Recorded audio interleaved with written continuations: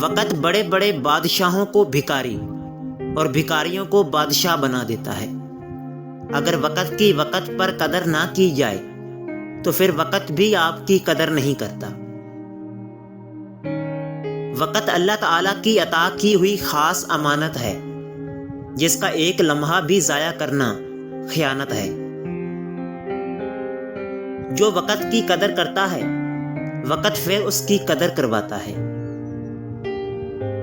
قدر تو وہ ہوتی ہے جو کسی کی موجودگی میں کی جائے، جو کسی کے بعد ہو اسے پچھتاوا کہتے ہیں۔ دنیا میں جتنے بھی کامیاب لوگ گزرے ہیں، ان کی کامیابی اور ناموری کا راز صرف وقت کی قدر اور اس کا صحیح استعمال کرنا تھا۔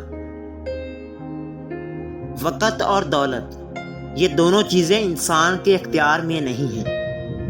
وقت انسان کو مجبور کر دیتا ہے اور دولت مغرور بنا دیتی ہے۔